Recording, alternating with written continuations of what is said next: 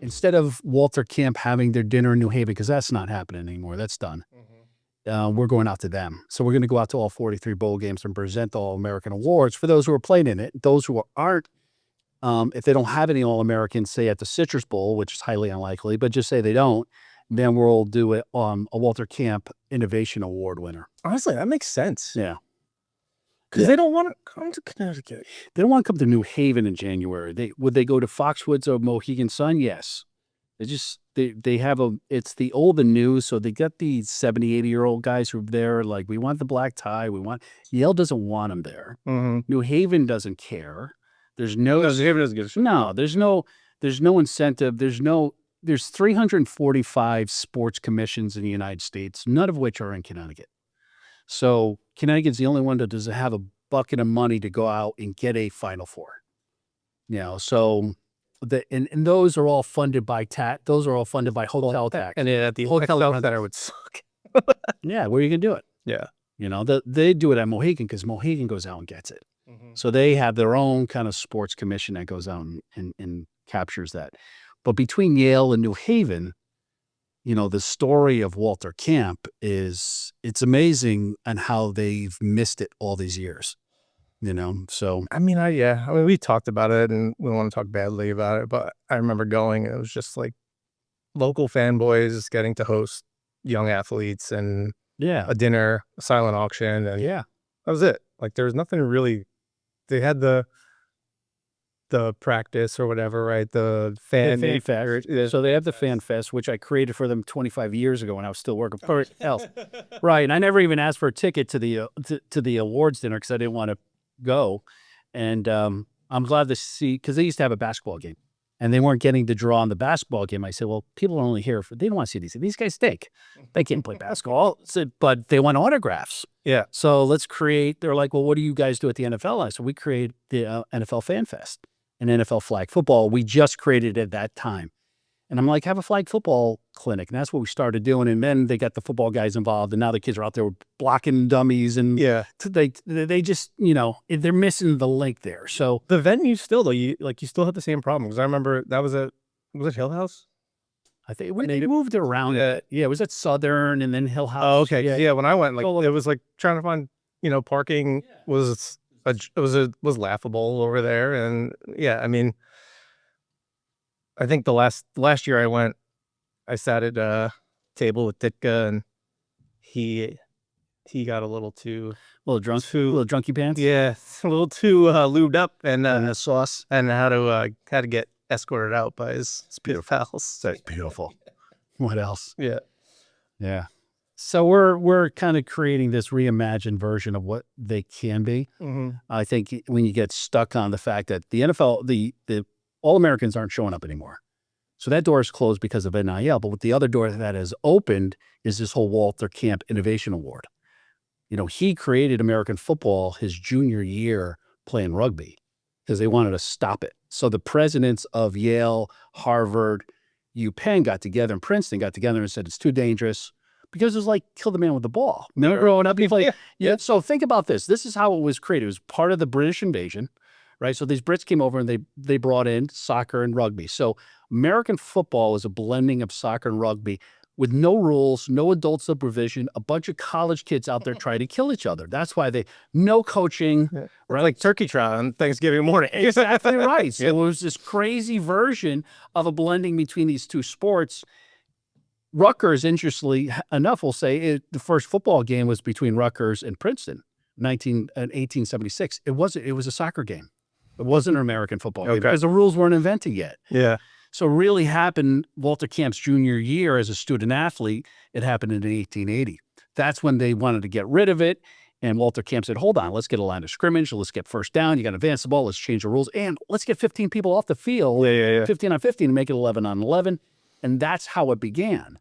And then it became so popular because back then colleges were very structured. Like they all had to go to church in the morning, very structured. There wasn't any organized sports except for these club sports teams. It was rowing, it was baseball, and it was this crazy version of kill the man with the ball. So they would all show up at the practices By 1905, 20-something years later, there's 50,000 people showing up for Yale-Harvard game off of Whaley Avenue. Yeah, yeah. Well, guess who got paid? It was a club sport. The kids got paid. So what the presidents do? Well, they really come full circle now. So now you got 20 years of these alums going and kids showing up in practice. It became very popular. So the presidents say, you guys are making way too much money. They didn't say that. They said it's taken away from the experience of being an athlete on campus, and it's too dangerous. Teddy Roosevelt shows up, the president of the United States, and says, hold on. This is as important as going to English class. Being a student athlete is as important of the overall student experience. And the president said, okay. And he says, as a matter of fact, rowing and college yachting had more deaths than football. So let's put it in perspective. Like, you can't get rid of it. So what did the college president say is, okay, well, you have to put the adults in charge. So that was the compromise. Year later, NCAA was formed. Interesting. Yes. So, but where did it start? It all started here by a student athlete named Walter Camp. And now we come full circle 140 years later. Where are we? Athletes are getting paid. Right. So what did we learn back then? Not much. So what happened when you saw St. Francis, right? They go to what? March Madness. Yep. They lose. What happens 2 days later? The president comes out, the president of St. Francis College. This just happened last week. Came out and said, we're dropping down to Division III. Why? Because it's not in our best interest for the student athletes experience. We want them to make more friends on campus. Just see the truth. It's all about the money. It's not about the experience of the student athlete. If that was the case, you wouldn't have hockey teams and lacrosse teams traveling and softball teams and everybody else and baseball teams going away for 2 weeks. What happened to that friendship on campus, right? But isn't there more money in it for them even if they're one and done every year and still in the dance? Yeah, there is. But here's the difference. Now that the lawsuit came down, everybody that wants to play at the Division I Power 5 and get a piece of that media money, you got to put up part of the lawsuit. You got to put up a $25 million. You got to pay into it, which Yale and the Ivy Leagues did. So for the first time in 50 years, Yale football is eligible to play in the NCAA playoffs. Ivy League football has not been allowed to play for a national championship in 50 years. Why? Because it goes back to it's taking away from the overall experience. It's not really that, right? Yeah. It's the timid administrators that just don't like the football guys, right? Yep. They'd rather not have those guys on campus. That's the truth. Why any other sport in the NCAA can't play in a national championship 50 years later until this year? Why? Because the money. They want to be a part of it. So they're going to put up to $25 million, plus they're going to end up paying players to play. They opted into that. Why? Because lacrosse and hockey and basketball, they're, in their eyes, more important sports. So football is going to be opted in. In theory, there's a lot of smart people at Yale. Yeah. What happened that let football kind of slip away from Connecticut, right? Like, it's not just Connecticut, it's all Ivy League. Football dudes are different, right? They're just different people. And they don't even being tied to the history. They right? Like, that story's not. Think about this. Any other school, any other city, any other state, American football, what it is today, one of the most popular sports around the world. No one knows where it began. You say, where did American football start? In Canton, Ohio? That was pro football. That was NFL that started in that was an auto dealership, right? In Canton, Ohio. That's where it started. Did it start in, Atlanta? Because that's where the Pro Football Hall of Fame? No, it wasn't. The College Football Hall of Fame is in Atlanta, Georgia. Why? Because Chick-fil-A, Home Depot, and Coke are there, and they paid for it to be there. It used to be out in South Bend. Yale doesn't want anything to do with it. So it's why everybody in this room probably didn't know what Walter Camp did. Yeah, he's an All-American team, but he invented a sport. So to me, that's where the story begins in the state of Connecticut about sports innovation, right? That's where it all begins in 1880 when that Walter Camp, who grew up on Dwight Street in New Haven, Connecticut, went to Hopkins, went to Yale, spent his entire life here, raised his family here, but yet no one talks about that. So that's where the whole story began. When we first met, it all started here. Like, this is the story. And then came the Frisbee, then came the wiffle ball, then came Starter Sports, then came ESPN, then came WWE. There's a massive story here that the entire state has missed up until this point. right? Yeah, and one that we're gonna definitely dig further into on the 24th. Yeah, at Foxwoods, Shaping CT's Future, Sports and Innovation. Yeah. Yeah, and maybe part of the conversation will be what should have been done, right? Like, because there was a ton of innovation that happened here, right? And there was moments in time where Connecticut seemingly was on the precipice of kind of maybe not going to own the sport, but playing a much bigger role, and embracing it. And it seems like we've kind of, to use a different sport analogy, swung and missed, right? In many ways. Well, I think the timing of it. So it came on the heels of the Civil War, right? So it was a very much a Northeast thing. During that time, majority of the Industrial Revolution was happening here with all the manufacturing, the Valley and New Haven. Just you could keep on digging on what was made here, right? As you do. And there's a lot of money here at that time because of the Industrial Revolution.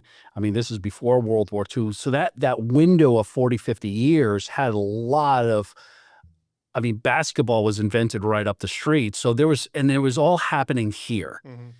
I think when everything moved out west, the industry moved out west and south, American football and baseball and basketball and more sports became popular. If you're looking at that, the schools moved on. The Ivy Leagues kind of became that elite. You're going to come here for an education. You're not necessarily coming here to play sports. You're coming here for education. Oh, by the way, we're not going to bypass the fact that 70,000 show up at the Yale Bowl, and Yale had built the first bowl, the largest enclosed stadium in the world in 1915.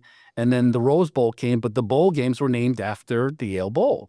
So the story is just coming out again and I think if the disruption in the NCAA did not happen, you got to go back to the beginning they try to get rid of the sport, not just football, but all of college athletics, because baseball players wanted to get paid too because they're playing major league.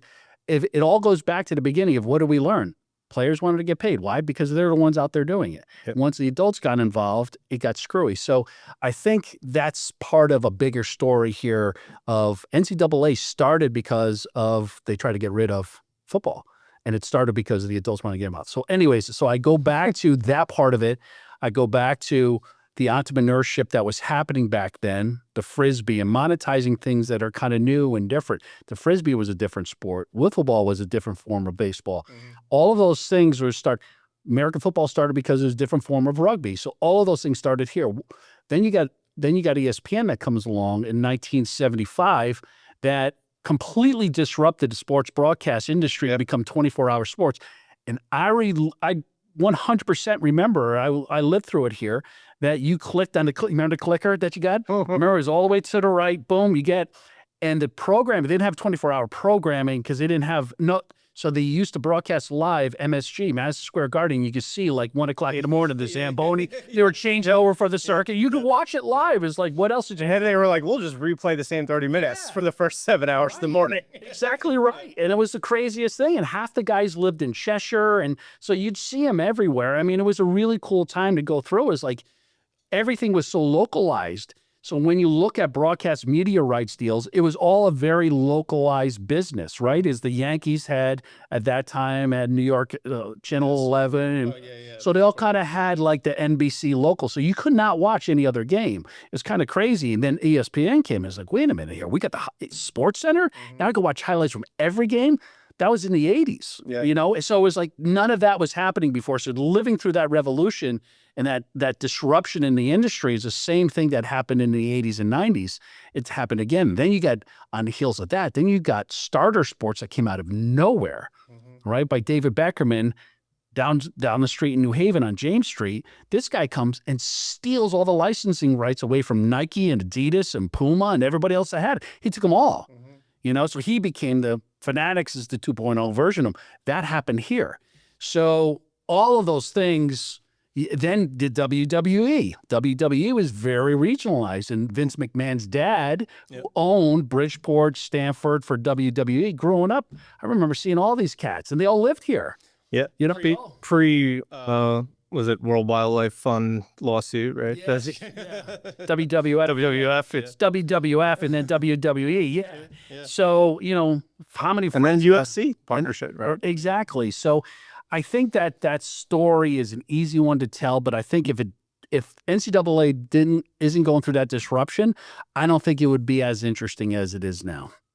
Well, it's almost like this tragic hit list of great innovation that then wasn't further innovated. Yeah. Right. It's like we had great ideas here, Yeah. and then it's like innovator ADD or Connecticut ADD, whatever it is, right? It's just like moving on to the next thing instead of, the evolution of the industry or the marketplace. I agree. I think there's a couple things because of that.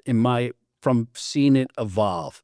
Growing up here, UConn wasn't a place that you even thought about going to college, because it was, to us, that might as well have been in Maine, right? When you live in a place that's so small, your world is condensed within a 5-hour. Yeah, if you're down the shoreline, you think New Haven is basically radius. California. This is a 5-mile radius state, right? If you're in 5-mile radius, it's that. Other than that, you're not going. So the evolution of getting rid of the tolls, all that money getting allocated, or a percentage of the money from the slots of Foxwoods and Mohegan getting allocated into the state education fund. They use that slot money to build Gamble Pavilion, right? Next thing you know, boom, what happens there? That explodes. The fact that the Whalers left, so now we don't have a pro team in the state of Connecticut. So we have the Sun. Well, we have the Sun, but I'm talking about the evolution of it, right? The Sun, but the evolution of to answer your question of why I think people didn't look at, and probably still don't, I know they don't, and especially people that grew up here, we're not a pro sports market, we're split. But what do we have? To me, we have the corridor of sports innovation, broadcast media, and digital entertainment here. They're all here. The big players are here in the state. So now I think it's retelling that story of, we get it. UConn basketball, it's great if you went to UConn or if you want to support them, that's great. But Kansas could has an argument there about, is that really the basketball? Well, last 20 years, yeah, but really? So what happened to the 50 years before that, right? Not much. So there's an argument there. Pizza, everybody could argue. To me, I grew up here. The street of really the teacher and the pizza company. Right. So that again is argument, right? But you can't argue the fact that American football wasn't invented here, because it was. So let's go into something that's facts. This is not, all right? This is not kind of anybody's opinion. Are you a basketball state or are you a pizza state? No. American football was created here. The NCAA, because of what happened here, was started because of it. So there's a lot of history in that, and that spawned other innovation. Neil Gilman Gear, right? No one's ever heard of it. And then Gilman, Connecticut, never even knew there was a city of Gilman, but there is. Gilman Gear is on every sideline of every high school, every college, and every pro team. He makes the pylons, the pylon cam, and all the yard markers are done right here in Connecticut because football started here. It's a family-owned business that have been around for 100 years. Been around. They built the first blocking dummy, right? And this was in 1902, right? So 20-something years after the start of American football. All here, right? So who has most college football coverage in the country? ESPN, right down our street. So all of these things start connected together. I think the bridge now is, how do we take all this VC, private equity, innovation, AI, quantum money? Because that's what fuels sports. I tell people this way, is that's the bridge. If you look at the healthcare industry, right, who's the star of the healthcare industry? The doctors or the scientists who are coming. But the doctors, think of everybody that supports that, right? You got pharma, you got medical device companies, insurance companies. They're all kind of here, right? All the research and development, a lot of it's here. So the sports industry, right? So we have a lot of the block and attack. A lot of the industries that support medical and the research are here. But think about it in the sports industry. Who's the star? The athletes. But think about what they come from, what supports those guys. It's the medical industry, right? For ortho.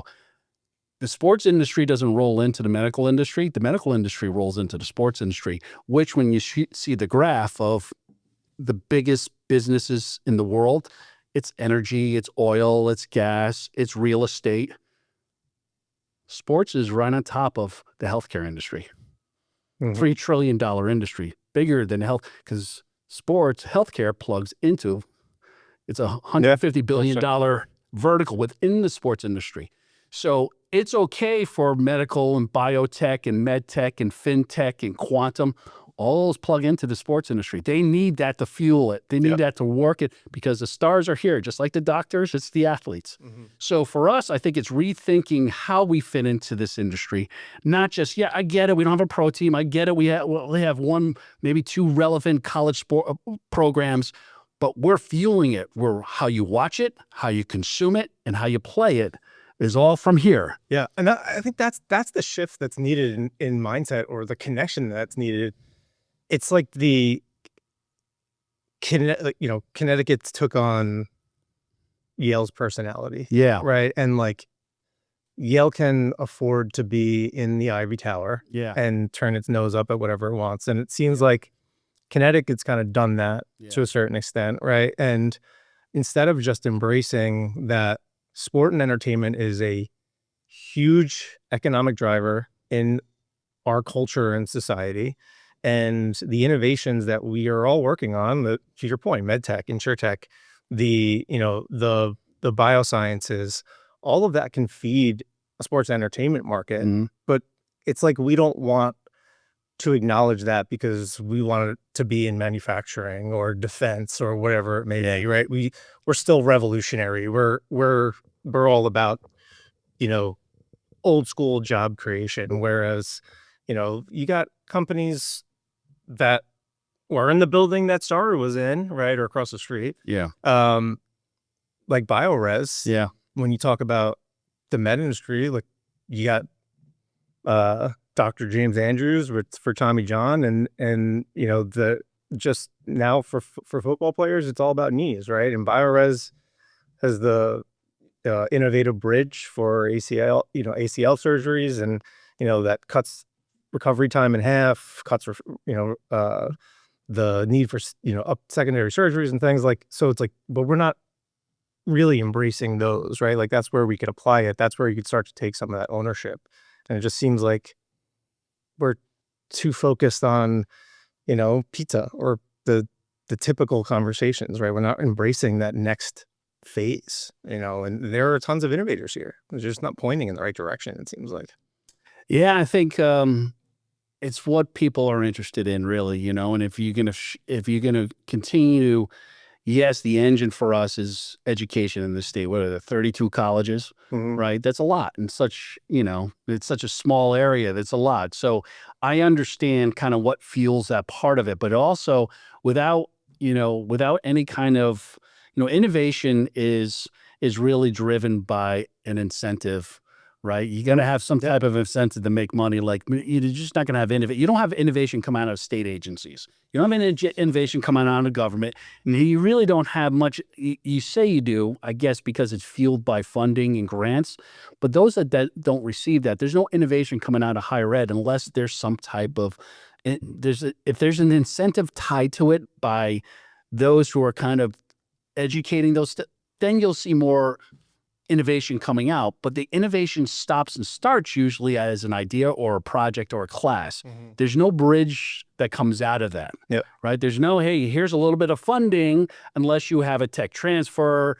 You have Yale Ventures as a prime example of that. They're driving that because they got that in between an idea and how to commercialize it.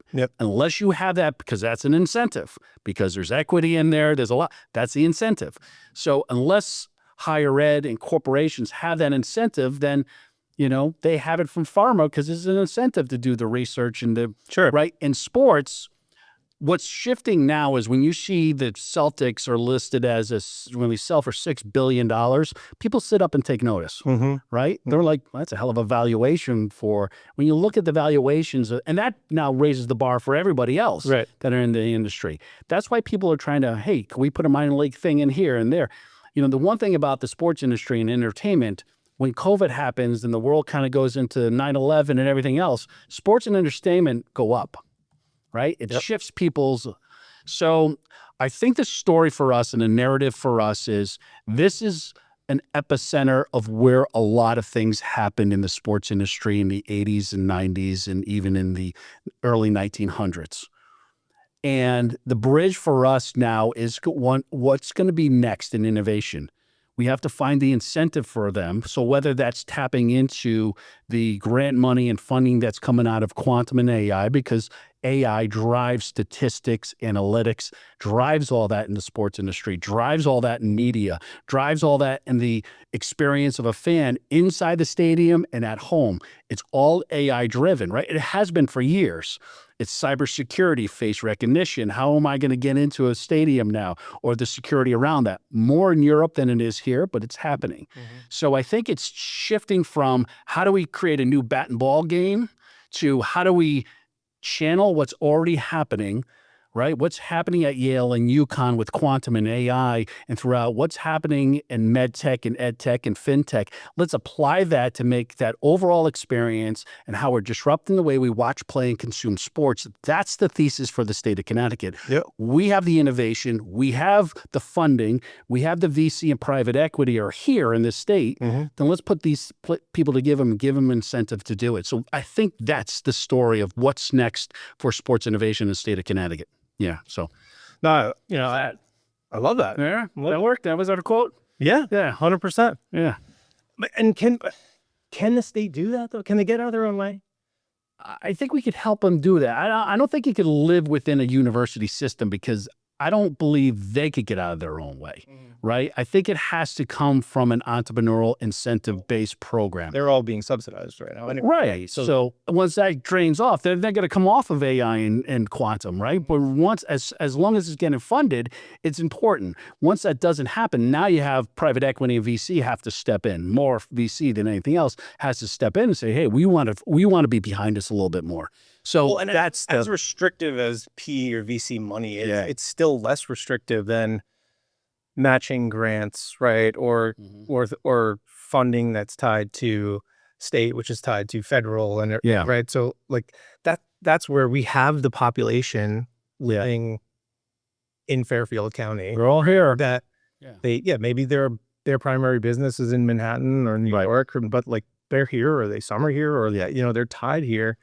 We have to pull them into a love affair with Connecticut. Yeah. Right? And they can drive and fund the innovation because they have higher tolerances. Right. They're a lot of the money that we see is tied to sustainability or energy or some of the other things that the state is trying to shift, due to federal changes or broader pressures or shifting regulations.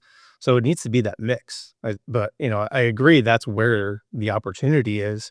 It's just, instead of courting businesses from Europe to move their operations here, giving them tax breaks and then having them leave once those tax breaks are up, like let's incentivize those that already have a presence here or already, living here or conducting business here that are, within 25 miles or 70 miles to take notice, right? And to push some funds, that are ultimately going to be self-serving. But, there's a ton of amazing minds here. There's a ton of innovative companies across the board. And that's feels like the bigger story to tell, at least when we're marketing the state. I think we are right as far as the history and the evolution. And now we're on this precipice of being able to hopefully carve a niche out that we can maintain. Because, and not just say, here's the next evolution in player performance tracking and have someone else go and perfect it. Right. So for the event, we have a good lineup. Yeah. What are you hoping comes out in conversation? I think it's going to open up everything we just talked about. I think people, there's a lot of people that are interested in the sports industry and probably more fans in the business of the sport. And that's fine. Like, you start somewhere. And there's a lot of people that are going to come out of the cracks now that we've never heard of before that have been investing in it or part of it, or who lives here and is an owner of it that's been waiting and sitting around watching this. And I think it's going to open up different conversations of why don't we put together a sports innovation something. So part of our plan for me personally at Walter Camp is to create a sports innovation center, because Walter Camp is the original, right, innovator. He's the guy who started for us. So for me, a Walter Camp Sports Information Center is going to find and fund that next idea, that next creativity, that next student athlete who decided, hey, I got a better way to put on sneakers. I got a better way for NIL. I got a better way. I got a solution. Walter Camp had a solution, right? He had a better way. And well, look what happened to it. We are all sitting down at the Giants game. We did that because of Walter Camp, right? American youth football was started because of high school Friday nights around the country was because one junior in college had an idea. So let's let that legacy live on. To me, that's where we start. Let's go back to the beginning. Let's go back to the guy who did it, right? So let's go back to him and say, let's honor what he did. Forget about the VC. Let's get that next innovator coming out, but we got to give them the platform to do it. We got to give them the resources to do it. And organically, great ideas come from everywhere. If I dealt with a lot of startups over the last several years, and after I exited my company, I was always interested in that. Like, I want to be on the other side of the table. I don't want to be the one sweating at night thinking about how I'm going to make payroll. So I spent a lot of time with it, and I realized it doesn't matter what you look like, doesn't matter where you come from, whether you're wealthy or broke.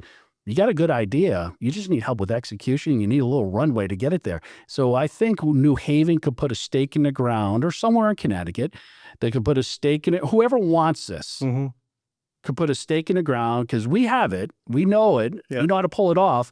The Walter Camp Sports Innovation Center, sports, media, and technology.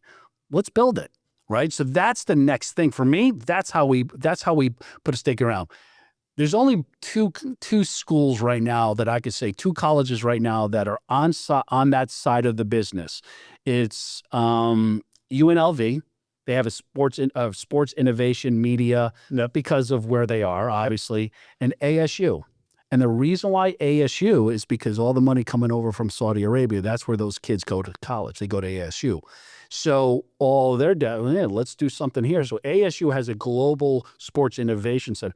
No other college. UConn has a little bit of a sports fund as part of it, but it's not a big thing for them yet. Maybe this will become it. So yeah, I think it's a hub. I think it's a hub for us and a place for us to start honoring the man that kind of got us there. That's interesting. I would have asked to work on based off of, their connection to Nike. Yeah. No. Well, everybody has a sport management program, right? And sport management programs, unless they teach you how to sell tickets or how to create content, it's worthless. And I hired hundreds of kids, and I was in the sports industry for 30 years. I never care where they went to school. I never care what they studied. If they got a sport management degree, I'm like, oh, yeah, okay, whatever. You just wasted that. You should have got a communication degree or a business degree or marketing degree. It's more valuable than a sport management degree, depending on the school, because most don't teach the number one thing important is sales. And that's typically where you're going to get a job, right? Either you're going to do this, if you can figure out how to do this, editing, right? Analytics, right? And distribution of content, creating content. This is 40, 50% of the jobs that are available in sports, or learning how to, or you're going to sell tickets. You'd be smiling and dialing, right? And if you can do those two things, you get a job in sports. And it's easy to get a job doing that. It's hard to have a career in sports because you got to be able to do all this other stuff, Or unless you can make a career betting on sports. Well, but yeah, it's true. But that may change too. Yep. So now with AI, right? Those amazing algorithms that all the Wall Street guys, kind of put together and made their gambling careers is now a much more accessible, thing with AI. It's cheating. It's more cheating. You're not. It's cheating. Well, hey, if you're not cheating, you're not trying, right? Isn't that? I keep on glancing down at your sleeves. I'm like, man, those are wild tattoos. I love it. If I give you a life, what's one, right? I'm like, look, this sleeve. Those are killer tattoos. Speaking of sales, a little quiz, because this came up on my feed and I was curious. All right, let's say what team? Let me go back. All right, 2000. Yeah. How much did the Jets sell for? Jets were probably under 50 million, maybe 100 million.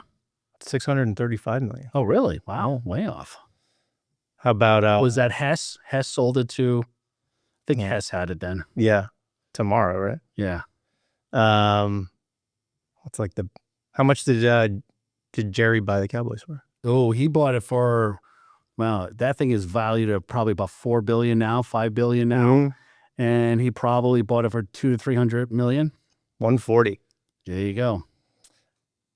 Everybody, everybody knocks on him. And I said, it depends on who you're talking to, right? If you're talking to a general fan, and I grew up a Cowboys fan, right? Because they were so good in the 70s at Roger Staubach. And if you look at it from that perspective, when you say, he was a terrific owner, he was a horrible GM. I think everybody could accept that.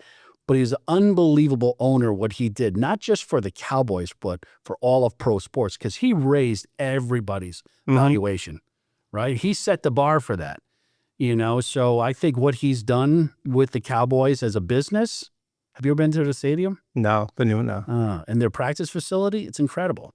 Yeah, it's incredible. So, yeah. It's amazing, the jump, though. This is, the Raiders sold in 1966 for $180,000. Yeah. It's all the broadcast media rights. Yeah. And then 84, I guess, there was a couple of the Lions, the Bengals, $5 million, $8 million. Yeah. The Saints and Chargers, $70 million. Yeah. But if you go back now, the last 6 teams, starting with Cleveland. Yeah. Cleveland sold for $1 billion. Miami, $1 billion. Buffalo, 1.4.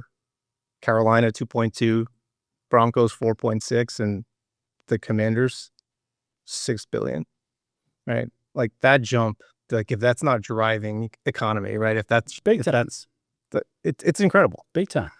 It sells, being in the industry. I mean, we owned and operated 250 tournaments a year. And, we did soccer and basketball and flag football. And so we were in 65 markets, and it was an incredible business. The amount of money that parents are willing to spend, to show up for a 3-on-3 soccer tournament. I mean, we would get 50 to 100,000 just to show up in towns for hotel guarantees. It's a great business. When you understand the psychology of parents and how they're thinking about it, schools, what's going to happen in NCAA now with these 1AA schools that were pretending they're Division I just to play in basketball. They're really Division II, Division III level schools that they're everything. It's Judgment Day is coming, and it's here. And what's going to happen in Division II and lower, it's all going to be either Division III or club sports. Club sports is where the money is because the kids pay. And I think the AAU eventually is going to become the new NCAA because of that. The economics do not work. When you think about this, the colleges, especially the Power Fives, they're required to now fly, and they're playing in these crazy conferences outside. So they're flying to all their non-revenue sports teams out there. So the same 45 people are watching. Please forgive me, parents, of your child that plays this sport at UConn. If you're flying out to Ohio for a field hockey game in front of 45 parents to play Ohio State, it's the same as they drive down the street and play Trinity. It's the same 45 parents. Yeah. Economically, it doesn't work, and that's the truth. It's not anything against what people's opinions are. Those are great kids. They're part of the 5% that get a roster spot. Out of the 8 million kids that play high school, there's only 500,000 roster spots at all levels. It's 5% of the kids that play high school athletics, and he's one of them, gets to play in college. And it doesn't matter the level. And that's what parents don't understand. It's not about scholarships. It's about roster spots. And high school kids coming out now can't get roster spots. Why? Because everybody's transferring. So a college coach rather take a bet on a 20-year-old than an 18-year-old. Wonder if that kid's going to get up for class or going to get in trouble. Like, I'm going to take a bet on, because my livelihood depends on, unless you're Ivy Leagues, those guys stay forever, right? Those coaches are there forever. But if you think about the economics of it, all those other sports in the whole thing, it's nice. You have to support them, but you can support them as a club or a Division III school in the same way. I always say colleges, the one thing they miss is if you're not Division I, you get ACT Division I. College kids and all athletes, doesn't matter where they are, they rely upon 5 things. What kind of gear you have. Gear doesn't toss, these kids have 5 these kids show up for college. They already had 10 backpacks from all their travel tours, right? Yep. They want gear. You kill them with gear. When you see like a TikTok video of day in the life, what do they show you? Here's the gear I got. Yep. Right? Yep. I'm playing golf at some Division I school I never heard of, but I got a lot of gear. That's all that's a priority. Food, how you like grab and go. Because you get up as an athlete of 5, you're going to the gym. All you're thinking about is when's my next? How can I fit it in? How can I fit it in? If you could solve the problem of really good grab and go and nutritional food for kids, and it doesn't take much. Locker rooms. Don't get the metal lockers with your name on tape, right? Get a wooden locker, costs $1,000. Yeah. Right? And how you travel. If you're TVs. Right. If you're showing up and you're driving across town or 30 minutes down the road to play somebody, don't have a school bus. Get your bus with it matters. It's a psychological thing. Am I right? It's a psychological things for kids that give you all that time and energy to play that sport. Don't bring them down to middle school field trip. If you could figure out those pieces, you could be a Division III school and still attract kids. And you got to get your weight room right. Because weight rooms, these kids have been going to personal trainers, right? Some alum back home was a walk-on at some school that no one's heard of. And you're going in there and you're paying them $100 for a month. And you're running through Cohen's and strength and conditioning. When those kids show up for college, they expect something a little bit nicer and a little bit better. Right? Because they've already done it. Because they're all online looking at the virtual tours of these insane facilities. And that's right. Yeah. So it's nice to say you play at a Power 5 school that everybody knows or an Ivy League school, but 95% of student athletes don't have that experience. They're playing at lower levels at schools that are kind of putting it together. But if you can figure out how to treat them right, you don't necessarily need to be a Power 5 school flying all over the country, right? You could have that great experience as a student athlete with just treating them like a Division I athlete. And that's what a lot of colleges miss. Is there maybe an indirect path with some of this NILs to a school actually embracing it and further promoting the individual players to raise their marketability to then siphon money back to to amenities or to to the facility? Yeah, so they started this backwards. So they didn't start it. The purpose of the NIL was definitely to give student athletes permission to go out and start a YouTube channel, and but the people, it was those decisions were made by attorneys and politicians who don't know business. Don't know the sports industry, don't know how these kids think. What you're giving kids is a permission to go out and say, you know what? I'm going to start a t-shirt company and I'm going to put it on Etsy and I'm going to put it on Bonfire and I'm going to learn how to market. I'm going to learn how to design. I'm going to learn how to sales. I'm going to learn how to deal with customers. I'm going to learn all that. To me, solopreneurship is the new internship. Or a crash course in their second career once they're done playing, right? It's that transitional bridge, right? So I'm going to start figuring out what my new purpose is, because I came up with a really cool design on hats and t-shirts. I got all my friends from back home doing it. I got hoodies. Like, the world doesn't need another hoodie, but yet I produced one, right? Yeah. So all of these things is what NIL was intended to do. The difference now is to pay players. That's a whole different category. That isn't even NIL. The majority of NIL, obviously, well, first of all, the average price that an athlete's going to make across the board is $50. Yeah, and it's a lot. Everyone gets skewed by the the rankings of the top 10 and over here. Yeah, it's payroll, right? So take NIL, it's payroll now. So you got payroll. They didn't even talk about workers' comp, which is going to kill most schools, because now you got to deal with workers' comp as an employee and kids suing you and the whole thing, right? So you got that over here. Now you got NIL, giving a student athlete permission to go out and do that career pathway discovery through entrepreneurship, solopreneurship. So a lot of schools are figuring that out. To your point, the biggest enrollment marketing tool for earned media that any school has is through their players marketing it. So if I'm a school that has a little enrollment or enrollment cliff or enrollment problem, I'm not trying to go over to Europe to get students. I'm looking at, how do I dip into these 550 student athletes, probably have a pretty good following, saying, if you come and apply to name the school, use my code, you're going to get free whatever, right? You're going to get a free application.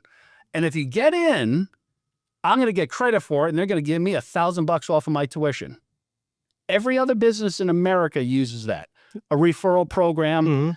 It's like going to buy a car when you go to college, right? Let's make a deal. If I got a 3.0 or 3.2 and higher, I'm going to get a merit scholarship, which kids and parents love to talk about. I got a scholarship. No, you didn't. You got a discount like you just bought a car. That's the reality of it, right? But parents don't say that. My kid got a scholarship. They got a discount because you got 3.2. What happens? Next year, 40% of freshmen transfer. Why? Because they got a 1.7 their freshman year, they had a ball, and that merit scholarship isn't there anymore. And guess what? Now you're faced with $50,000 tuition. Mom and dad say, no, you're coming home. That's the story that people don't know about. So all of this is disrupting college athletics. So now you're going to go back to your athletes and say, we want you to be our marketing partner and our brand ambassador, and we're going to give you an incentive to help us with our enrollment because you're doing all these videos on how great this school is, and you're downtown New Haven, and you're out here, and then you're in the dorms, and I'm having a ball, and this is our gear. Schools utilize that. Like, okay, well, how are we going to get 5 kids from your community, the kids you play travel ball with? Give them free, give them an incentive. Where there's incentive, there's innovation. At some point, colleges are going to catch up to that because they're all fighting for bodies now. And the one bodies that have to be there and can't be remote are student athletes. And they're going to say, well, if there's only 7.5 million high school athletes that don't have a place to play, let's add 10 different club teams. And now they got to be here. Now we'd charge them. That's happening. So that's it. Well, because you can build an influence and a following around anything, right? So that athlete moniker is going to expand. Yeah. That's right. They're an influencer, and they should be your business partner, right? Because they should be your business partner. If I'm a higher ed and I'm at a school that's maybe not like a UConn or Yale, they don't need it, right? The Ohio States and the Big Five, they don't need it. 95% of the schools do. They need enrollment. They need kids to be on campus. Heads and beds is how they make money. It's not tuition, right? That pays for the professors and the staff and the security guard sleeping in his car. Doesn't pay for that's not how they make their money. And you can only pull off of your endowment for so long, right? And at some point, the way it's going with the administration that's in there now, at some point it's not going to be tax deductible, right? But that's most of the smaller market schools don't necessarily want to hear it because it's daunting, because it's more ground and pound, right? To your point, it's more payroll or it's more effort. Yeah.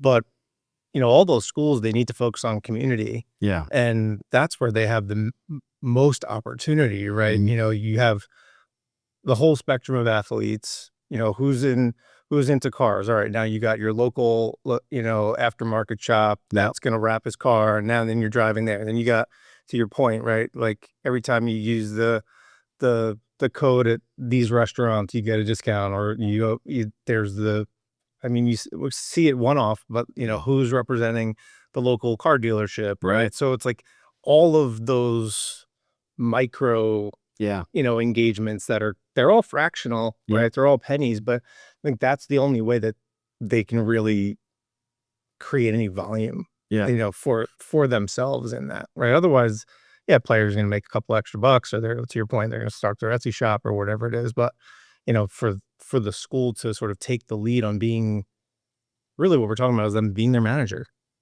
right? Like managing their image and raising it. Yes. So, they could aggregate a lot of that and bundle that into their sponsorship with State Farm and everybody else. Exactly. So to your point, yes, the hardest thing, and this is what all these NIL marketplaces are finding out, the hardest thing about working with student athletes is getting them to show up to do what you're doing. How hard is it to get a response from a 21-year-old on text or email? They'll DM you on Instagram, but God forbid they return a phone call. Am I right about this or not? Right? The hardest thing about 18, 19, 20-year-olds is getting a response from a text or an email or a phone call. And that's what colleges and these brands are finding out. It sounds great, but guess what? You didn't put those posts for us. You didn't. Hey, a week later, hey, I need something. No. Yeah, you took it down early, or you did. Yeah, right. Right. So there's a very small percentage that really have an entrepreneur spirit. Those are the ones that are standing out. So if you look at all your top NIL earners, and they're not necessarily the most popular kids, Jack Betts, who's showing up. So Jack Betts is known as the king of NIL.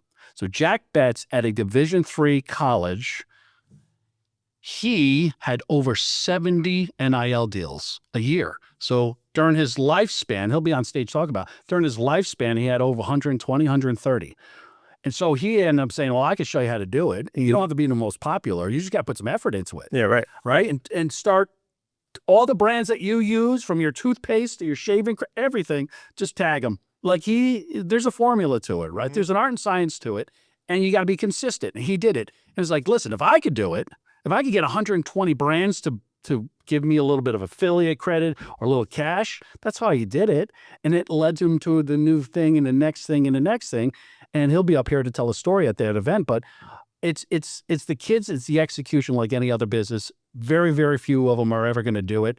The ones that have figured it out, like the gymnast from LSU, like she's the most popular. She's got like 12 million or 30 million followers, right, across the social channels. She figured it out. She executed it, right? No, you're not going to get the starting. Her influencer career is going to be bigger than her gymnastics career. Right. And she's a solopreneur. So what do we teach them? We gave them the permission to figure out what's that next career path. NIL, that's what it really means. So anyways, yeah. Okay. All right. Well, we got a lot done here. Yeah, I mean, successful episode, I suppose. Again, Foxwoods, April 24th. Sports and Innovation, Shaping CT's Future. Yep. Thank you, Rob Thompson. Of course. Are we going with Gridiron, Game Plan U? Put them all together. Walter Camp. Okay. Yeah, Walter Camp Football Foundation. We are the commercial arm of that. So we're working on that 2.0 version and telling their story, where it starts here in New Haven, Connecticut. Love it. Thank you. Yeah.